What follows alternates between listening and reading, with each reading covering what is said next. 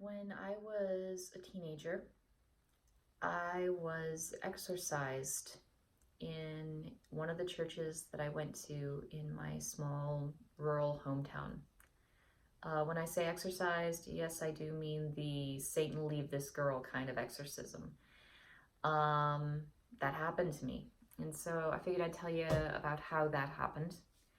Um, I think it requires a little bit of background, but I'll try to keep it as brief as possible. And I mean, I have a lot of other stories about my adventures, or shall I say misadventures, with the churches in my hometown, and I probably just need to cover those all in a different video, or a series of different videos. There was a lot of stuff. Um, this is pretty much the end of my misadventures with the churches in my hometown.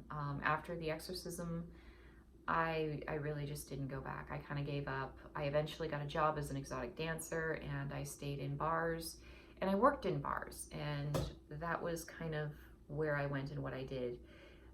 In my hometown, I've said this a few times, but just to recap, there were really two social spheres that you could operate in. You could either go to the bars and hang around in the bars, or get a job in the bars, or do whatever, or you could kind of go the churchy route. And well, the churches in my hometown, a lot of them were, I don't know the particular denomination, they were born again churches, like lots and lots of different born again churches. And you might not know what born again means, so I'll get into that. But basically, at the time that I was growing up there, they all had this idea that, and it wasn't entirely wrong, but well, it wasn't incorrect, that the youth were leaving the churches, and they thought this was the worst possible thing that could happen. And so they started devising this plan to bring the youth back to the churches. And their idea was, if they converted people while they were still very, very young and very impressionable, just saying, they could keep their numbers up. And so there was this just huge revival going on in the area that I was growing up. There was actually a documentary made about it.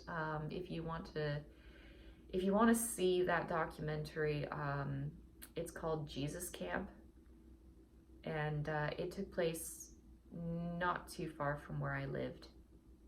I didn't necessarily want you guys to know where I lived, but I mean, that documentary will give you kind of an idea of the environment that I grew up in, which is colorful. Anyway, I grew up Episcopalian, so I mean, very, very somber, not somber, but very solemn, very very kind of structured religious ceremonies. Lots of kneeling. You get up, you stand up, you sit down, you kneel, you stand back up again, that kind of church. That was my kind of church. That was what I knew church to be growing up. My mom was actually an organist at the church, and eventually she left the Episcopalian church and got a job as an organist at a Lutheran church. Eventually she left the Lutheran church as well, and she didn't get another job as an organist. She was working for my father's business, so we ended up not going back to church after that. But by that point, I was already in school, and I'd say shortly before middle school, I had one friend who was kind of very taken up with one of these churches. She was always kind of religious, but when this revival started, she really got into the swing of it. And she was always trying to get me to come to one of her churches.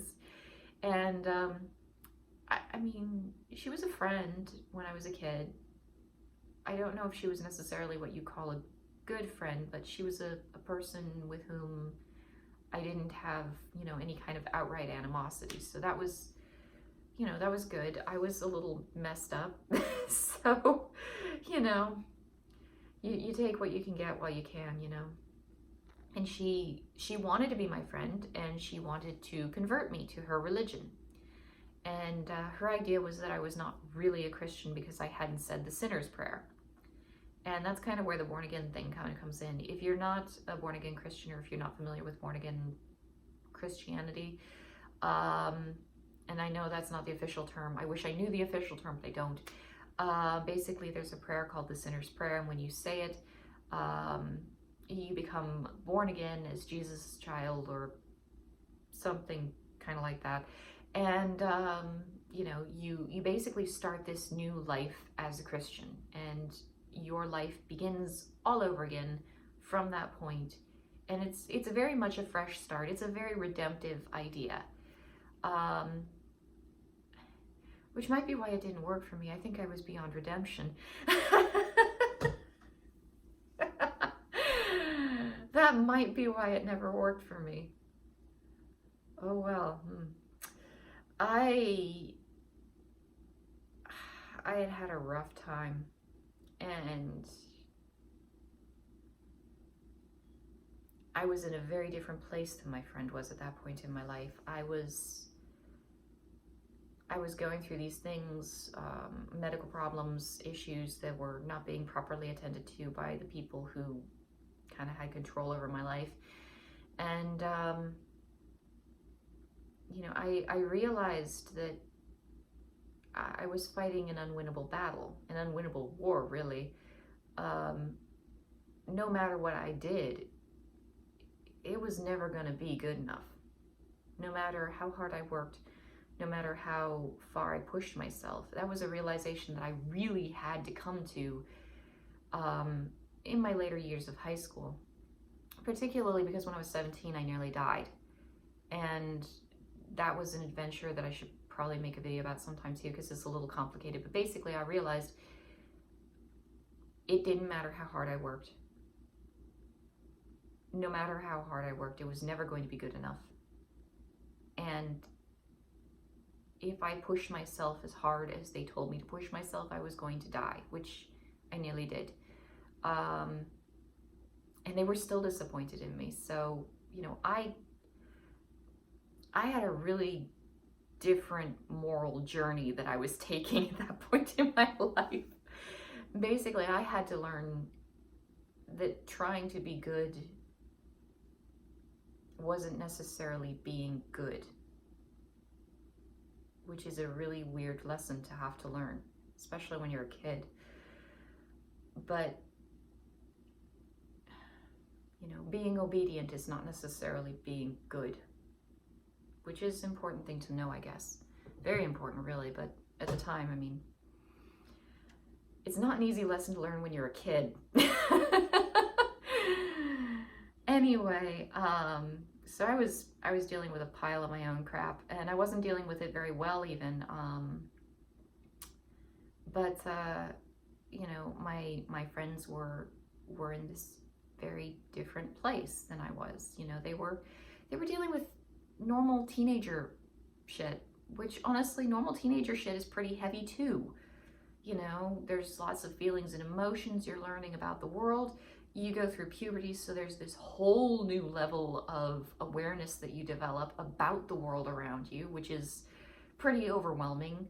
I mean, even if you have a very healthy life, teenage years, they're just going to be rocky. Like, that's just life. And, you know, that's just life. That doesn't necessarily going to mean that you're getting into trouble or you're acting out or anything like that. It's just you're growing and you're learning about the world around you, and it can be overwhelming. So, you know, they were going through a lot of these things that, you know, these little teenager dramas, which I don't mean to say are little, that they're different than what I was going through. Like, pardon me here, I wasn't particularly aware of boys at that age in my life. I mean, I was trying not to die, so it's kind of like, you know, a lot of kids around me were worrying about going on dates, and it was like, yeah, that's not going to affect me at all. You know, I didn't think I had a future, and so a lot of kids were worrying about what kind of college they were going to go to, and I was like, I didn't see myself living that long. I mean, I managed to live that long. I remember when I hit 21, and it was like, I had been told I would be on, you know, medical equipment, permanently attached to medical equipment by the time I was 20, and I hit 21, and I was just like all kinds of happy, because it's like, well, that didn't happen. Yay. Um, but yeah, anyway, they were trying to convert me, and it's, the born again ideology. It really seemed that there was a lot of this very strong theme of redemption for sin. And I mean, that's Christianity. Christianity is a very redemptive religion. The problem that I had was I was coming to terms with the fact that I had not actually done anything wrong. Like, I mean, yeah, everybody makes mistakes, everybody does things that are wrong, but I hadn't, the things I was getting blamed for were not necessarily my fault. They were not necessarily things that I had control over, and they were not necessarily things for which I was guilty. And that's what I was figuring out. And so they come to me with this whole, you need to pray for all the things you feel guilty for. And I was sitting there thinking,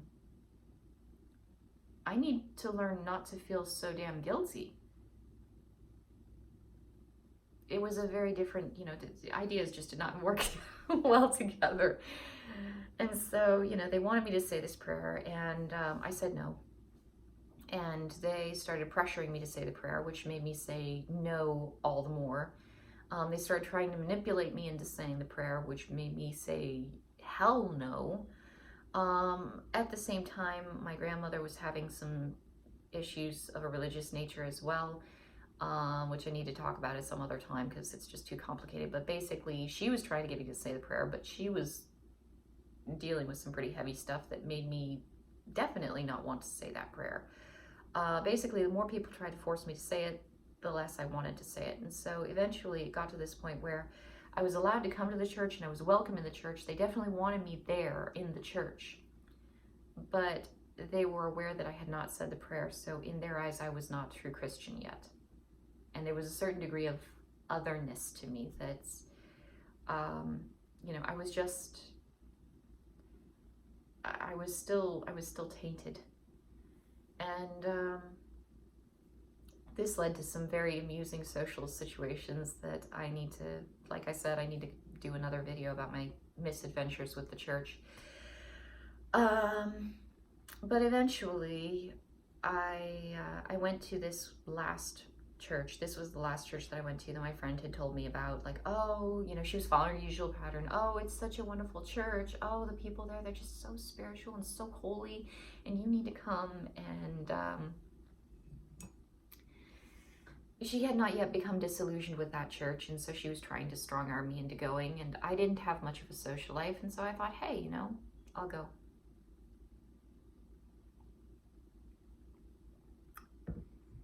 And it was a church. It was an interesting church. It was probably the most unique of the churches that I went to.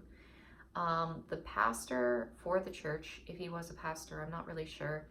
Basically, the church leader was this guy who had been really, really into drugs at some point in his life. Really into drugs, really into bad stuff, really into trouble, had a really, really rough life. And at some point, he found Jesus, and he wanted to start this church. And it was a church that was open at night.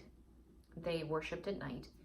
And one of their big goals was to have a lot of troubled youth and troubled teens who might otherwise be getting into trouble at nighttime coming into the church instead and just kind of hanging out with people who are Christian, hearing about the Bible, hearing about Jesus, and being in a good place, even in the dark of the night.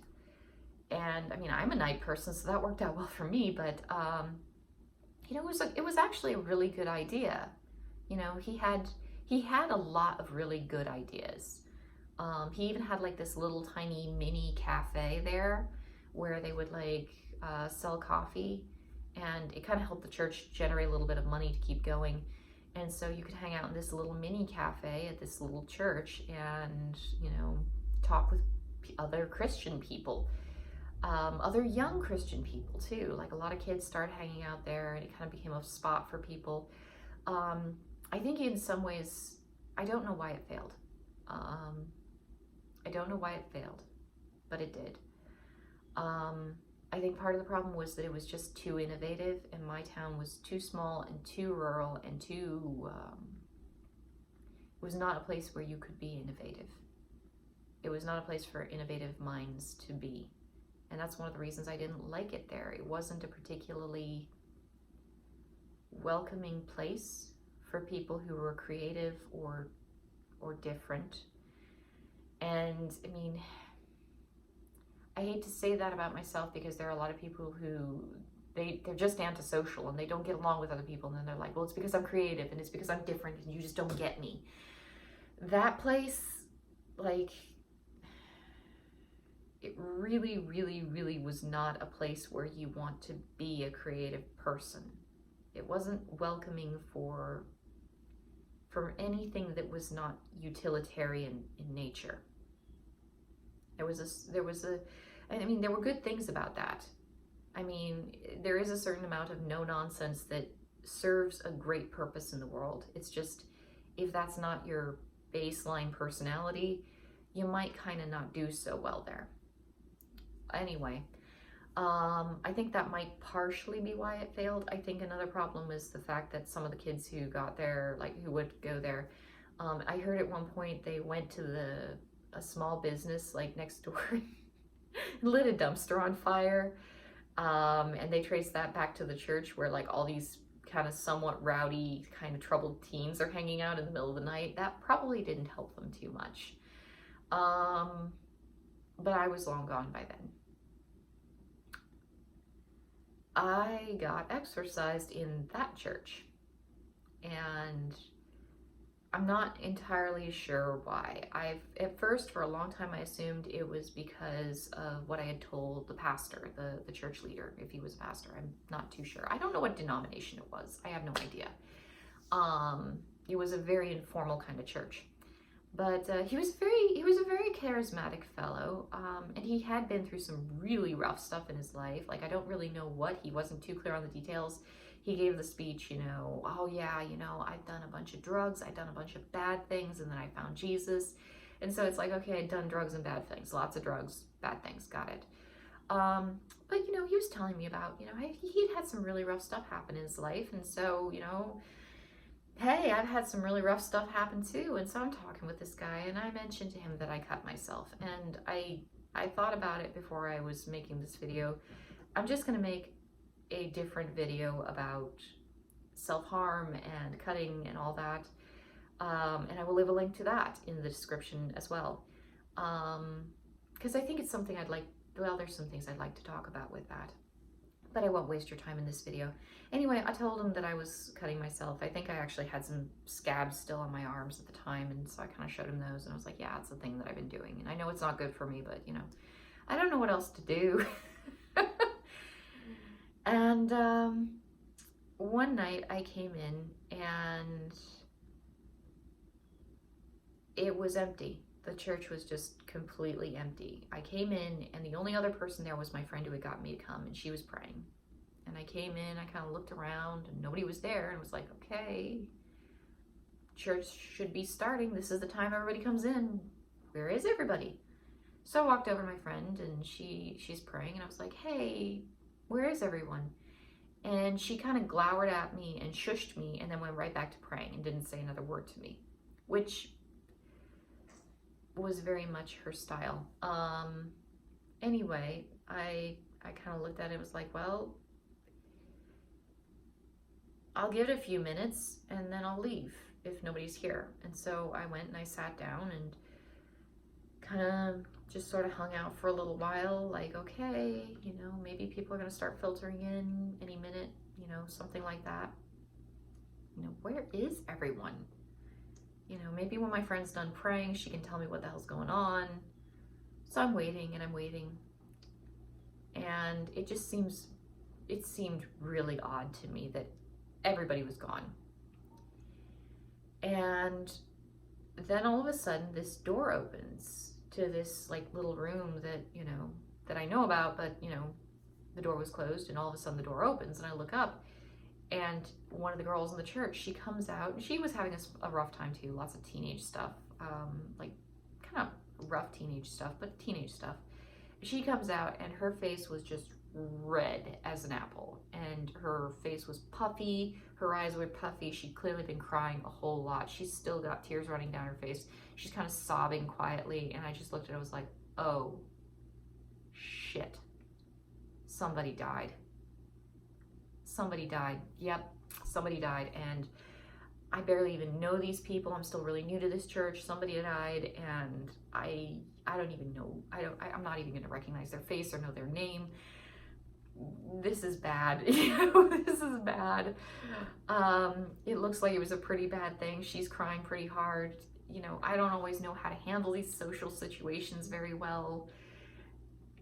I'm gonna have to be supportive, and I'm gonna have to, be nice to these people, but I don't know who these people are very well, and clearly something very, very bad has happened, because this girl is just really distraught, and so I don't know what to do. And then they called me, and it was like, oh, okay. They asked me to come to them to the room. I was like,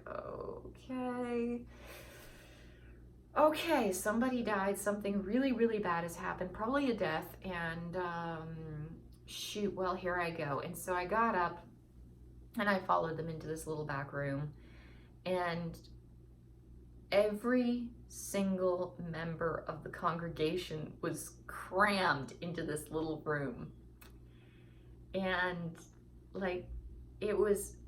I remember it being slightly larger than your average walk-in closet. It was not a big space, and everybody was packed in there. So, standing room only, and on top of that, you were kind of rubbing shoulders with everybody around you. And so they kind of ushered me into this little room, and I went in, and I'm kind of squeezed in like a sardine, and people are crying, and there were candles everywhere. I don't remember there actually being any other light than just candles everywhere. I mean, it was bright enough to see by, but it was, kind of flickering and dim. And I'm still waiting for them to tell me that somebody died, because that's the only thing that I can think of that would explain all this insanity. And then the church leader starts putting oil on me, oil here, sign of the cross and all that. He puts oil on me, and then suddenly all these hands come out from the congregation. All these people put their hands on me. And I mean, up until I became sexually active, I didn't actually like being touched by other people. I mean, eventually I became a stripper, and strippers get touched all the time. Other dancers will walk by and pat you on the butt, like we're football players or something. And so, I mean, you get used to being touched a lot as a dancer. And it's not necessarily lascivious touch. You just get a lot of physical contact from people around you when you're a dancer. So I got used to it. But at that point in my life, I was a teenager. I didn't like being touched by all these people. And I mean, everybody, just all these hands, they were all laying hands on me. So I was being touched all over by all these people. And then they started praying in tongues. And I mean, they were already crying, but then they started crying more. And so they're crying and wailing and praying in tongues. And I'm sitting there thinking, what the hell? What the hell is going on? And so I'm standing in this cramped little room with all these people surrounding me, laying hands on me and praying in tongues. And I'm still trying to figure out what the hell is going on. And that's when the church leader starts talking and praying over me. I think he put a hand on my forehead or something. And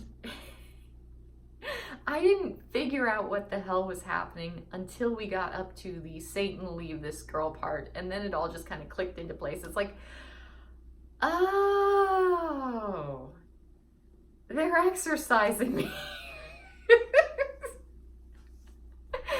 And at that point, I kind of started thinking, well,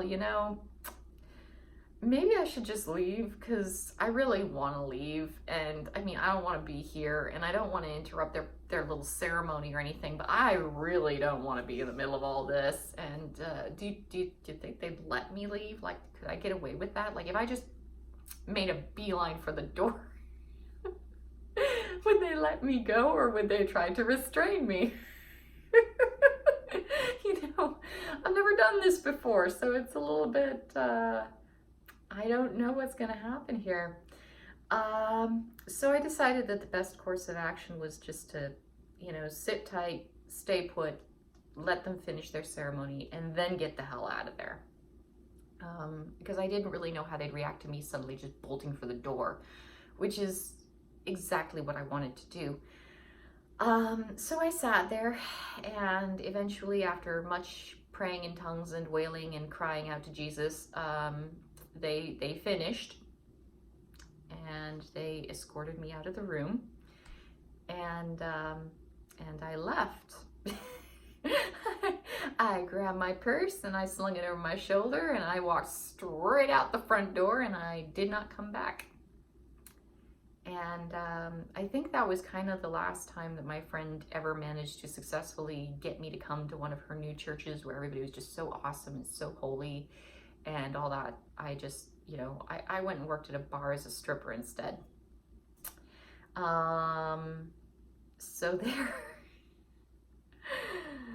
I, I don't know if suddenly just bursting out laughing when I realized what they were doing would have been a good idea. I've heard of people who've like they've been, they've realized they were being exorcised and they just started laughing their asses off. And me, I was just so socially anxious about the whole thing. It was all too weird and too bizarre. And I mean, nowadays I can look back at it and it's pretty hilarious.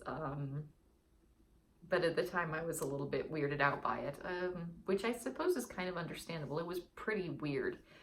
And I don't know. I mean, at the time I thought it was because I'd admitted to the church leader that I was cutting myself. It was like, okay, well, that's probably why they did it. But, now that I'm thinking about it, it's like, well, I don't know if that was why they did it or if they weren't just doing some sort of spiritual spring cleaning for all the teenage girls at my church. I really don't know. Was it like a new member thing? Like it was this like an every couple month thing where every time they have enough people coming into the church who are new, they just kind of do this mass exorcism to, make sure that everything's really extra clean and pure. I have no idea. Nobody ever explained anything to me, which probably would have been kind of handy.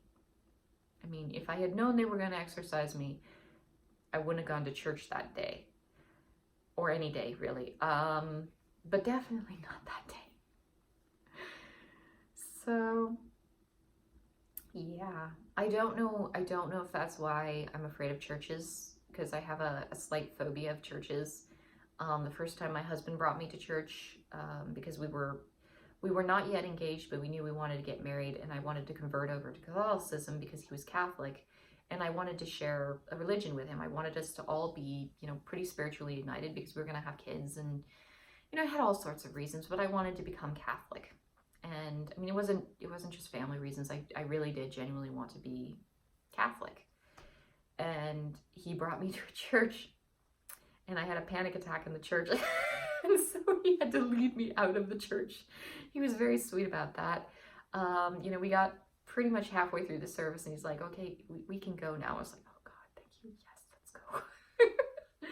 I don't know if that's why churches scare me. And I kind of suspect that that is not why churches scare me. I think that was like the cherry on top of a giant, like, church issue sundae that I had. Sundae, cake, whatever, anything with a cherry on top. That was it. It was, God, it was fun. It was an interesting time for me. So yeah, that's how I got exercised. I'll talk to you guys later.